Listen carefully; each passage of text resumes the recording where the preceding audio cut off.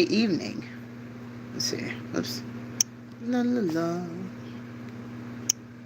I'm going to be on here studying again for my written test.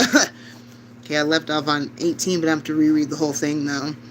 Graduated Driver's License GDL Program. Anyone under 17 years of age who has not been issued a driver's license in Idaho must successfully complete an approved driver's training program and comply with the requirements of the GDL program. Under this program, you will be required to complete a minimum 6-month violation-free supervised instruction period during which you must be accompanied by a valid licensed driver at least 21 years of age who is occupying the front seat beside the driver. No other passengers are allowed in the front seat. Ensure that all occupants are wearing seat belts or child restraints if required. Observe all laws regarding alcohol and other intoxicating substances. Accumulate at least 50 hours of supervised driving time, 10 hours of which must be at night.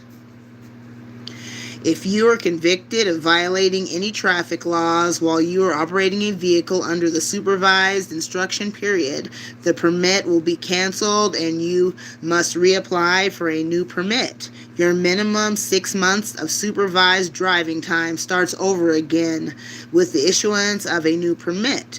Once you have successfully met the requirements of the GDL, you will be required to take and pass a knowledge and skills test before being issued a driver's license. Driver training. An approved Idaho driver training DT program consists of a required 30 hours of classroom instruction, 6 hours of in-car experience observing other student drivers, and 6 hours of behind-the-wheel practice with an approved DT instructor. DT is required for anyone under 17 years of age who is applying for an Idaho driver's license.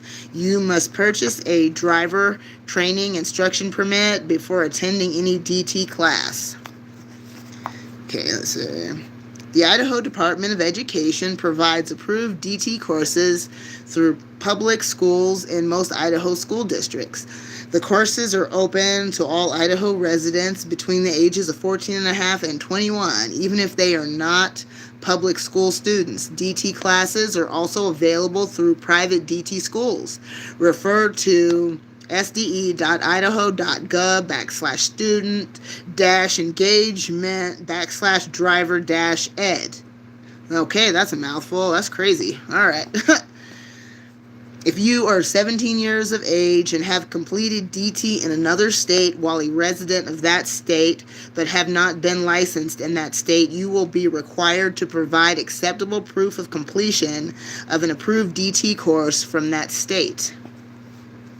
If you are not surrendering an out-of-state license, you will also be required to complete a supervised driving period prior to licensing. More information can be found at the link above, which I already said, and I'm not going to say again. Motorcycle endorsement. Motorcycle endorsements are required on all licenses when a motorcycle rider operates on public highways. A motorcycle is defined as a motor vehicle that has a seat or saddle for the use of the rider and is designed to travel with not more than 3 wheels in contact with the ground. Tractors and mopeds are not classified as motorcycles. You must pass the motorcycle knowledge and skills test or successfully complete an approved motorcycle rider training course before receiving an M endorsement on your driver's license. If you are surrendering an out-of-state driver's license with an M endorsement that is expired fewer than 25 months, you must take and pass a motorcycle knowledge test. If the Idaho or out-of-state license with or without an M endorsement has been expired for more than 25 months, you must take a motorcycle knowledge and skills test. See the Motorcycle Rider's Handbook for more information about the M endorsement. I really hope when I go and take this written test, you're not going to be asking me all, oh man. Did I mention I hate tests? Ugh, yikes. Requirements for an Idaho driver's license. New applicants. Idaho considers new applicants to be individuals who have never been licensed in Idaho or any jurisdiction, or returning to Idaho after getting a driver's license or ID card in another jurisdiction, or surrendering a license from another jurisdiction, have an Idaho driver's license that has been expired for 25 months or more. Documents. New applicants applying for an Idaho credential are required to provide the following to the county driver's license office. Okay, so proof of age and identity, social security card or number verification, proof of Idaho residency, proof of U.S. citizenship, acceptable lawful presence documents if applicable, visual medical certification if applicable, driver training completion if under 17 years of age, liability signer if under 18 years of age, verification of school compliance, VOC, if under 18 years of age. So yeah, I'm pretty sure I have all that documentation when I go in to take my written test. Let's see what else we got here. Okay, we're on page 20. There's how many pages? 133, I believe. Wait, hold on. No, 135. Yep, and I'm only on page 20, but hey, that's a start. It's better than starting at the beginning again. Okay, proof of age and identity. Let's see. The county driver's license offices are required by law to verify your age and identity before issuing you a driver's license or ID card. If you surrender a state-issued driver's license or ID card with photo along with either a U.S. birth certificate or equivalent or a U.S. passport or passport card that contains your full legal name and date of birth, these are sufficient to prove age and identity. Photocopies or faxes of these documents will not be accepted. Note, if your name has changed due to a legal name change or marriage, you will need to provide documentation linking your birth name to your current legal name. This is most commonly done with a certified marriage certificate or court-ordered name change documents. Yes, I don't think I need that because, I was married and divorced twice, unfortunately. But I never took the husband's last name. I always kept my maiden name. Thank you, Lord, for that one, for real. Yeah, not trying to do all that. Okay, let's see. Note. Driver privilege cards, which differ from standard driver's licenses and real ID cards, are not acceptable for proof of age and identity.